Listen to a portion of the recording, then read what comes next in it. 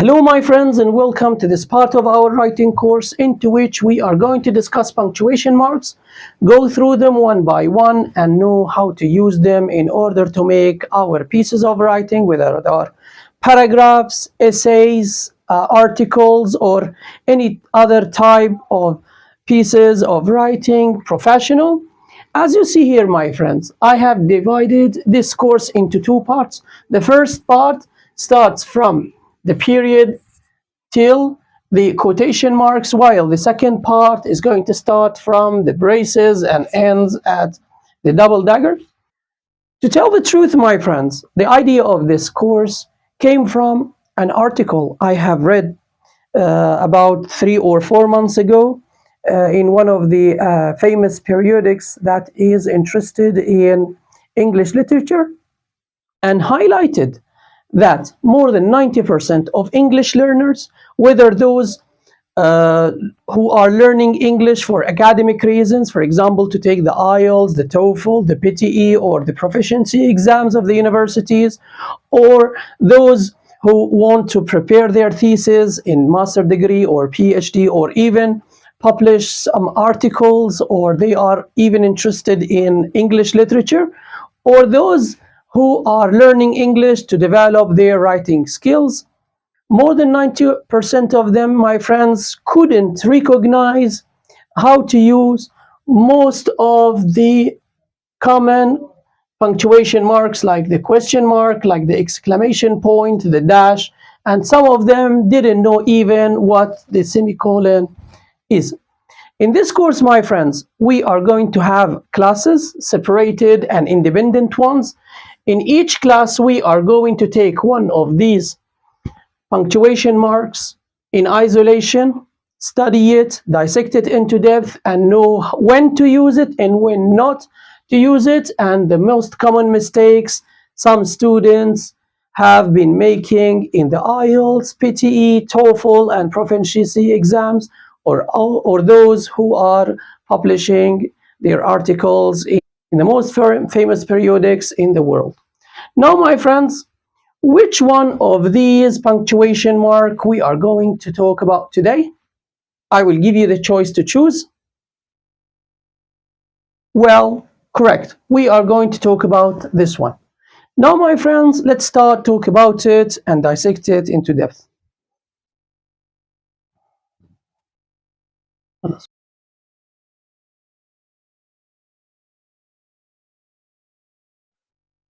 And now, my friends, let's talk about the comma. Before I start talking about its uses, I here prepared 8 uses for the comma, and I'm going to go through them one by one. Allow me, my friends, to explain what does the word comma mean.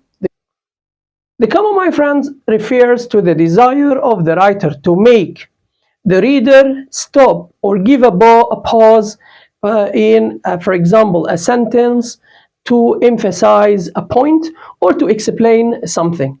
Generally, my friends, when we read the comma, we should give it a pronunciation of a pause, which means when we read the comma, we should stop talking for about 2 or 3 seconds if it is necessary.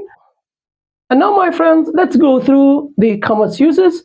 And here, my friend, we use a comma separating items in a list.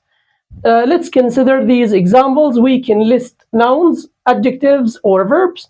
Now, my friends, let's consider the first example.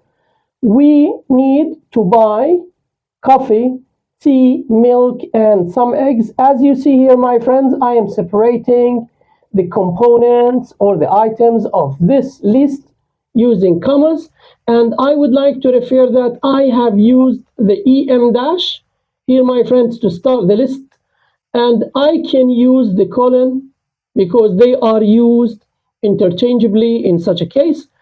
Now, my friends, let's consider the example number 2, listing adjectives. Sarah bought a beautiful, pose, modern, pose, red, and German car. Here I can use and I can delete it at the end of the list. This is my choice, my friends. This third example, Verbs: we had dinner, talked, and went back home. Again, my friends, when I reach the comma, I should give a pause like this. We had dinner, talked, and went back home. In here, my friends, there is an important use of comma, which is called the Oxford comma or the serial comma. We generally use the serial comma to prevent ambiguity while using and or. Let's consider these examples.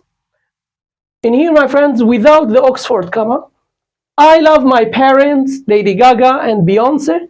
As you see, my friends, here, I haven't written a comma here, so the listener or the reader will think that Lady Gaga and Beyonce are my parents. Let me read again. I love my parents, Lady Gaga and Beyonce. As you see here, my friend, there could be a confusing or misunderstanding, but when I use the Oxford comma or the serial comma, I say, I love my parents, Lady Gaga and Beyonce. Again, I love my parents, Lady Gaga and Beyonce. And here, my friends, I give pauses so that I am telling the listener or the reader to stop separating those three elements and not confusing them together. In here, my friends, the first use is finished, to set a list. The second one, joining two independent clauses with a coordinating conjunction or the fanboys. And we covered this point, my friends, again, 2 or 3 times before while talking about compound sentences. We said that we have 2 independent clauses and we want to combine them into one compound sentence, so that we use one of the coordinating conjunctions or the fanboys, and it should be preceded by comma. To remind you, this is if for, A and, N nor, B but, O or, Y yet, and S so, and all of them should be preceded by commas. Now, my friends, the third use of the comma is setting off introductory elements.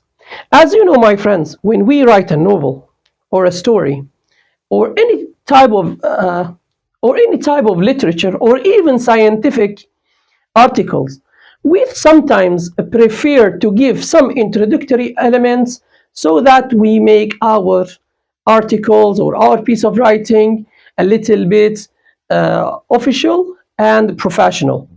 Let me consider these examples with you. Setting off introductory elements. An introductory element, my friend, could be a word, a phrase, or a clause.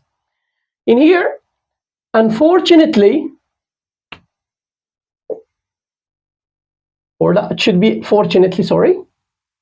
Fortunately, we found a solution for the problem with the discussion.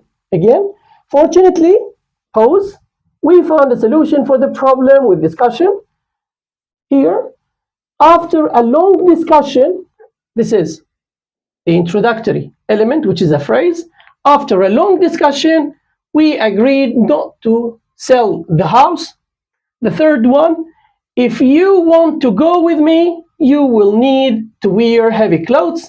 And here, my friends, the first 2 sentences are simple sentences, as you see, starting with introductory elements. The first one started with an introductory word, while the second one starts with an introductory phrase, while the third sentence represents a complex sentence.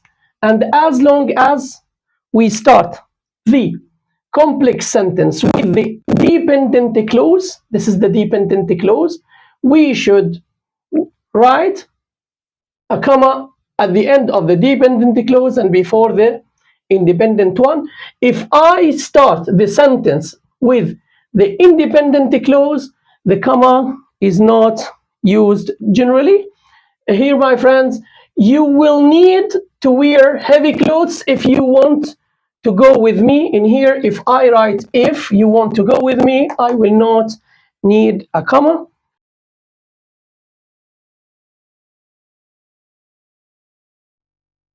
The fourth use, my friend, for the comma is setting of non-essential or non-restrictive information. And also we covered this point in the complex sentence class, but it's not a problem to give a quick revision for it. Here we have, my friends, non-essential or non-restrictive information given as a phrase or a clause. Let's take the first one. My new book, the one with a red cover, is about World War II. Or here, my friends, my new book, which I bought from Canada, is about World War II. And in this point, my friends, I would like to remind you of the difference between a phrase and a clause. Generally, my friends, a phrase could be a word or a group of words, as is here, not containing a verb and its subject together. Here we don't have a verb and its subject. The one with the red cover here, this is a noun phrase and there is no verb with it.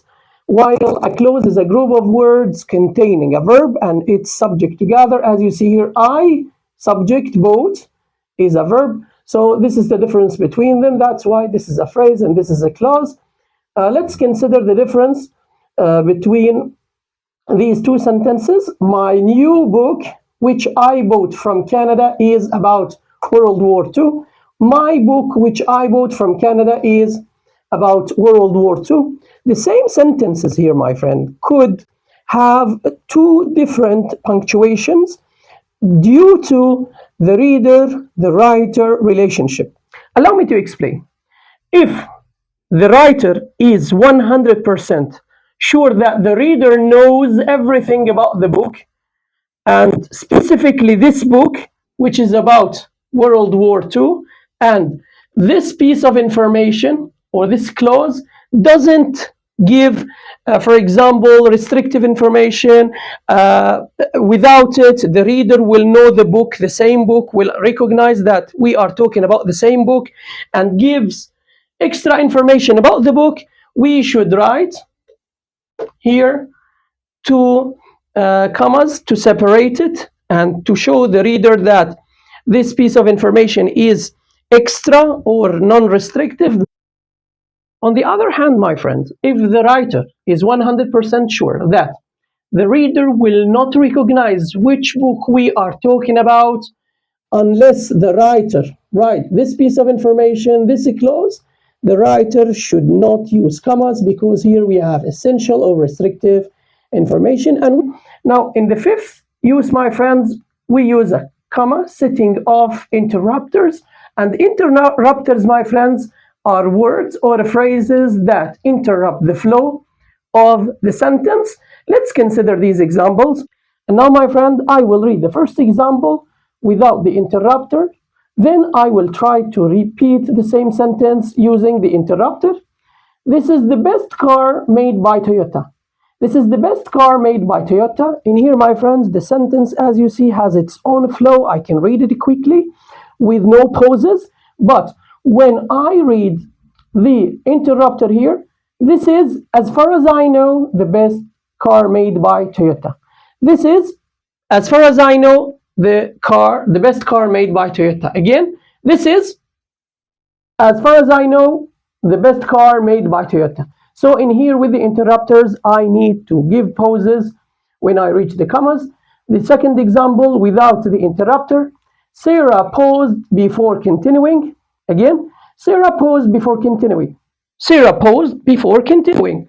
But when I want to read with the interrupter, I say, Sarah paused, taking a breath before continuing. Again, Sarah paused, taking a breath before continuing. Again, Sarah paused, taking a breath before continuing. As you see here, my friends, using the interrupters forces me to give pauses and interrupting the flow of the sentences. 1 and 2. The sixth use, my friend, for commas in dates and addresses. Let's consider these examples. Sarah was born on Wednesday, 13th of October, 1991, which is the birthday of the most beautiful lady in the world. Again, Sarah was born on Wednesday, 13th of October, 1991. Here we give pauses. She lives in Shireen Evler. Istanbul, Turkey. Again, she lives in Şirinevler, Istanbul, Turkey. I give pauses here. And the seventh use, my friend, is to address someone directly. In here, my friends, generally, we use it again in a novel or a story. We use it, my friends, generally to help the reader to understand the purpose of using the name. And here we have, say, Sarah, can you come to my office, please? Again, Sarah, can you come to my office, please? My friends, in here, as you see, the flow of the sentence was interrupted by the comma because I am calling Sarah, so that I am giving her, let's say, few seconds so that she can turn around and she looks at me and she says yes. I say, Sarah, she says yes. Can you come to my office, please? Again, Sarah, I'm giving a pause, then I'm calling her, then she's going to reply and we'll ask her to come to my office. The last use, my friend, before direct quotation. And as you know, my friends, we use the quotation marks for quotation, but before them, generally, we use the comma. Some references mention that we can use the colon here if we want. They can be used interchangeably, but generally in the American academic writing, we use the commas. In the British one, we use the colons. Again, my friends, we can use this writing style or the British writing style. It's not a problem, on one condition, that we should stick to the same writing style from the beginning of our piece of writing till the end. Now, my friends, before I finish talking about comma, I have three simple, let's say, notices to give. Then we will close this case. In here, we have comma mistakes. The first one, my friend, is called comma splice, and I explained about comma splice so many times, especially talking about complex sentences, and I said that a complex sentence is made up of one independent clause and one or more dependent clauses. If we start the sentence with the dependent clause, we use a comma. If you want to go with us, you should pay for the tickets. In here, we started with the dependent clauses. At the end of the dependent clause, I should write a comma. In here, my friends, you should pay for the ticket if you want to go with us. In here, my friends, I started with the independent clause so that I mustn't write a comma. If I write a comma here or I delete the comma here, I am making a mistake, which is called comma splice. And again, here, my friends, also we have the comma splice. If I don't, for example, use the comma, I use the full stop. This is called comma splice. So that, my friends, we should take care of punctuation marks. We should watch these videos again and play some Kahoot games, which are going to be separated according to the topics. There will be a Kahoot or two Kahoot quizzes for parentheses, 2 or 3 for brackets, semicolons, and commas. In isolation, I will not mix them together so that you will understand each one better. And here, my friends, separating the subject from the verb, which is a very common mistake. While correcting or marking or grading my IELTS or TOEFL students, I see that a lot of my students listing, for example, nouns or listing adjectives, they separate the subject from the verb, which is a very big mistake. Like here, my friends, the beautiful, large, evergreen, and ancient pine tree is located in the middle. In here, the main verb is verb to be. Generally, my friends, we don't separate it with comma, while here we separate them with commas. For example, the beautiful, large, evergreen, and ancient pine tree is located here, or, for example, has been here for 300 years. Again, my friends, here we don't separate the verb from the subject using the comma. And the third mistake, my friend, here is overusing comma, which makes our writing choppy and confusing. Till here, my friend, I have finished talking about comma. I still have the semicolon. Well, that's it for today. My friends, I hope that you have enjoyed watching this video and learned how to use the punctuation mark we explained today. And I hope, my friends, that in the future you are going to be capable of using this punctuation mark correctly and precisely and accurately in the pieces of writing you are going to go through in the future. Again, my friends, allow me before I finish this class to remind you of the importance of punctuation marks course for all English learners, whether those who are preparing for their TOEFL, IELTS, PTE, or proficiency exams, or those who are writing their thesis, articles for PhD and master degree. And also, my friends, for those who are looking for a good job and to improve their careers, which are related to writing. For us, my friends, the English people, punctuation marks are very important, so be careful while using them. So, my friends, if you haven't understood one of the points or one of the uses of the punctuation mark we have talked about today, please try to play this video again and try to play some Kahoot games which are going to be related to the same punctuation mark. Again, my friends, study harder to get better. Thank you and see you in the next class. Goodbye.